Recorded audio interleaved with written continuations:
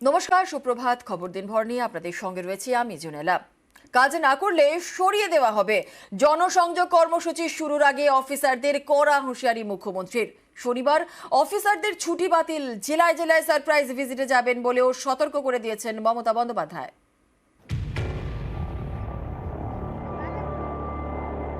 Rough and tough মেজাজ। জেলা শাসক, পুলিশ সুপার, বিভাগীয় সচিবদের সঙ্গে বৈঠকে কড়া বার্তা দিলেন মুখ্যমন্ত্রী। বুধবারের বৈঠকে মমতা বলেন, যাঁরা ভালো কাজ করবেন না তাদের সরিয়ে দেব। নবান্ন সূত্রে খবর, সেকশন 56 যে রুল অনুযায়ী পদক্ষেপ নেওয়া হবে অফিসারদের বিরুদ্ধে। দুয়ারে সরকার প্রকল্পের কাজ নিয়ে ক্ষুব্ধ মুখ্যমন্ত্রী। জল স্বপ্ন প্রকল্পের কাজ নিয়েও মুখ্যমন্ত্রী অসন্তুষ্ট।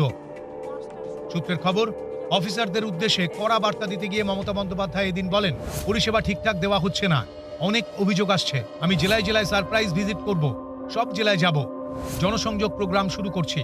অফিসারদের শনিবারও কাজ করতে হবে, শনিবার ছুটি বাতিল করা হবে। এর আগে মঙ্গলবারই মমতা বুঝিয়ে দেন, অফিসারদের একাংশের কাজে তিনি খুশি নন। দুয়ারে সরকারে হয়তো গেছে, কাজটা হয়নি। উপরতলাতেও যেমন কিছু একাংশ আছে, নিচুতলাতেও একাংশ আছে, কাজ না করে মানুষকে বারবার করে ঘোরায়। তাই আমরা আবার একটা পাড়ায় পাড়ায় সমাধানের মতো প্রত্যেকটা পোলিং স্টেশন অনুযায়ী আমাদের 3 জন করে অফিসাররা বসবেন। যদি কারো শংসাপত্র নিয়ে কোনো অভিযোগ থাকে, রেশন পাচ্ছেন না, লক্ষ্মীর ভান্ডার, যদি কেউ বঞ্চিত হয়ে থাকে, নাম লেখাবেন। এটার নাম হবে জনসংযোগ প্রোগ্রাম কর্মসূচি। সামনে লোকসভা ভোট, তার আগে মমতার এদিনের কড়া বার্তা অত্যন্ত তাৎপর্যপূর্ণ। পর্যবেক্ষকদের একাংশের মতে, তৃণমূল সরকার চাইছে লোকসভা ভোটের আগে আরো বেশি করে সাধারণ মানুষের কাছে সরকারি প্রকল্পের সুবিধা পৌঁছে দিতে। একবার লোকসভা ভোট ঘোষণা হয়ে গেলে আর পরিষেবা দেওয়া যাবে না, থমকে যাবে উন্নয়নের কাজ।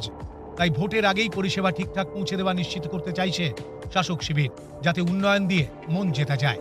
তাই এদিনের বৈঠকে মমতার এমন কড়া বার্তা। সোমরাজ বন্দ্যোপাধ্যায়, নিউজ 18 বাংলা।